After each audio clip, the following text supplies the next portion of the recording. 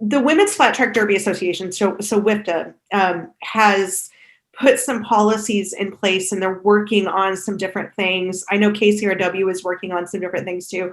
So KCRW has an inclusivity group now. I saw that. Yeah. Tracy's a part of it. God bless that woman. I don't know how she does it all. And then she's also on the art project that WFTDA has. Do you know, is M.A.D.E doing anything? Haven't I know? Yeah. I mean, I kind of wonder. I mean, yeah. And then what about? Do you know? Is your league? I mean, I know with the off season and things are weird. Do you know? The worst? I have no idea. We had like I reached out to a lot of, to the 7 of us, and was like, did you ever feel like you were made to feel excluded in any way, shape, or form? But I don't think that's what it is. It isn't that we're made to, we just don't know you just don't know how to feel. Yeah. You know, it's something weird about it. You just don't know what it is. You know what I mean? It's just like, I know I'm the speck amongst, it just doesn't feel like right. Yeah. You know what I mean? It feels off, but you don't know what it is. You know?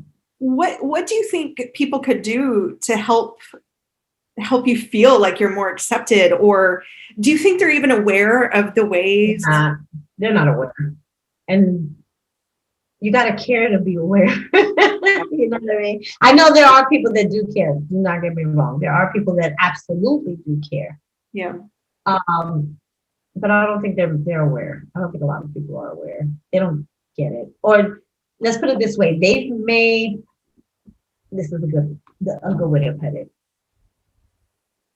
They're so into who they are that if I say or show anything stating that I'm uncomfortable or you're making me feel not included, I'm acting like a victim. Yeah.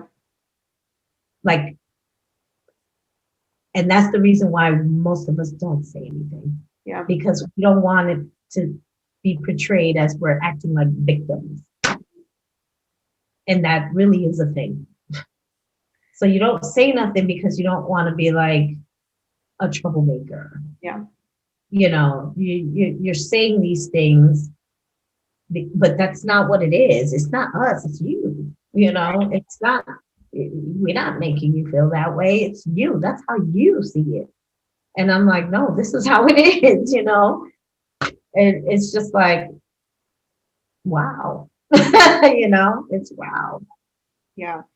That's one of the common themes I'm seeing too, is that, when things get brought up, it's, oh, you're overreacting. Or, when I talked to Sing Machine, she had this term she used, which was the white princess complex, where, all of a sudden, if, so you're like, that somebody was just shitty to me. The way she framed it was, well, if a white girl does that, it's like, oh, poor me, I'm this, I'm that, I'm being blah. But then if like you were to speak up or she spoke up, you're just overreacting. Calm down. Right. No. That's exactly what it is. It's that fragility thing. It's just like, we're not doing that. It's you. Yeah. It's just you. You're looking at it differently. You need to change who you are. You need to change how you view things. Yeah. Instead of, well, why? Anybody else would be asked why. If that wasn't, I would be asked why. You know what I mean? What was wrong? I even ask why, I'm so used to catering to that I would ask why, I didn't realize that we put ourselves in this kind of like a box type thing. We have to be strong people, we can't show that we're vulnerable and weak and not feeling right and don't want to accept certain things from someone else, because then we're made to be problematic. Yeah. and right now I feel I'm going to be out, even coming on to talk to you prior to talking to you. That's what I was thinking. This is going to be problematic, Yeah. or I don't know. But at this point, it's like, it's got to be put out there. People have to realize, like, you can't just walk around and think other people don't, it's okay to say and do or whatever and make people feel less than. And we shouldn't say anything. Because a lot of times that has been the case, especially when I was up north. And that was crazy to me. Yeah. Being treated dismissed, like being dismissive of people is just not cool.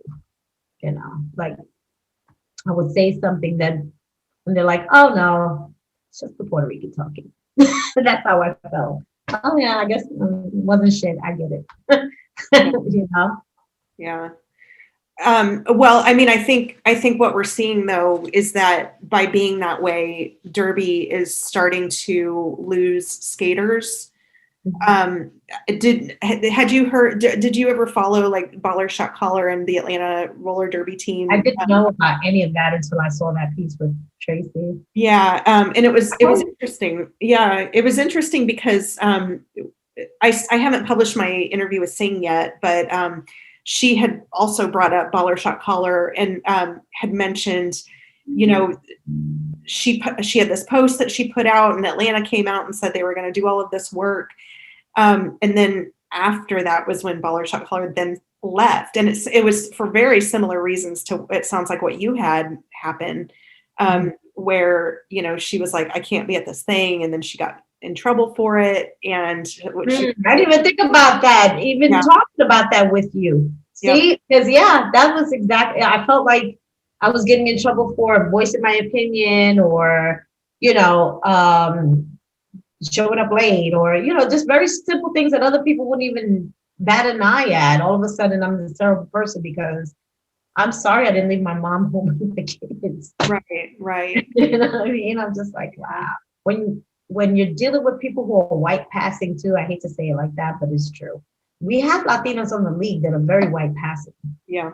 And so they don't get the shit that we kind of like do. Or if they do like me and not say much of anything. Yeah. Well, not that I'd say don't say much of anything, but they really wouldn't say much of anything about it and just brush it off because they're white passing anyway, so they're okay. Yeah. For me, it's just like, I'm clearly not a white girl. You know what I mean? I'm clearly not.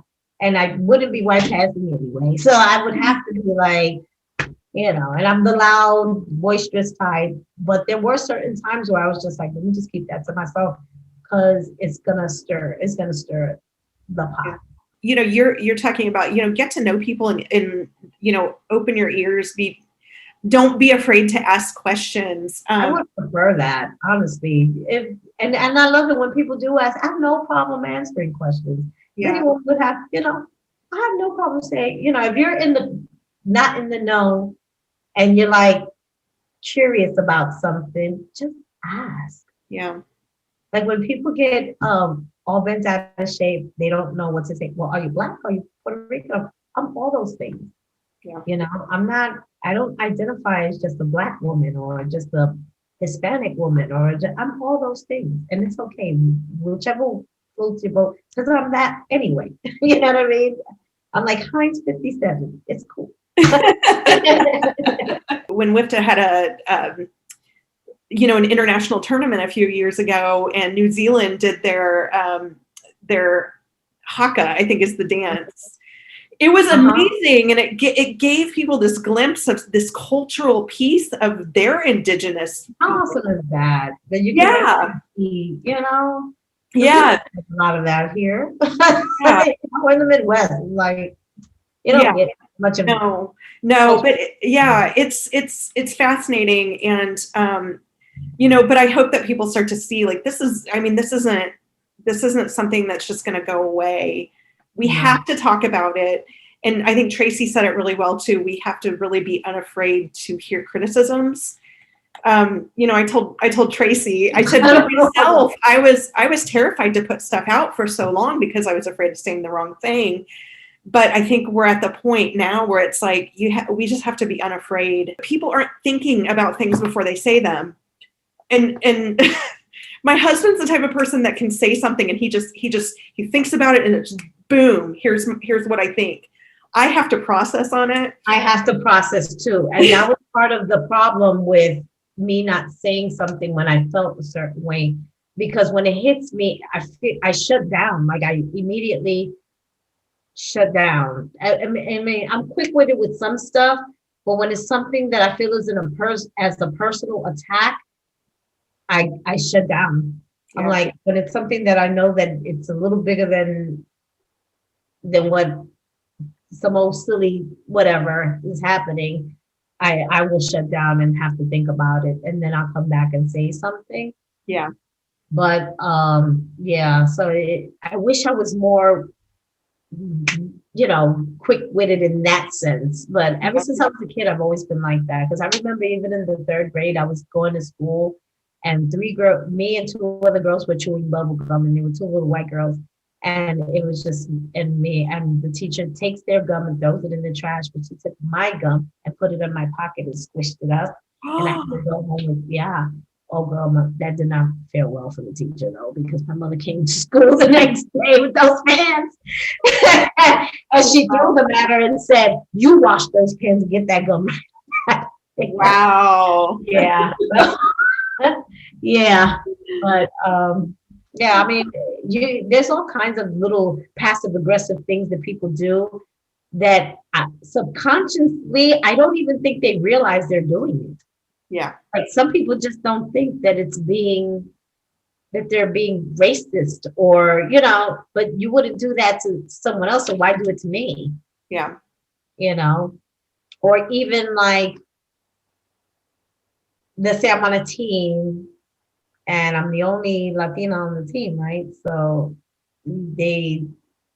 I've seen people been called out by their color instead of their number or whatever's on their shirt. It's like, yeah, black jammer. Really? You're calling her a black jammer? Yeah. Yeah. And you're not doing it to any other jammer that's wearing black, but you're literally calling the black jammer. That's crazy.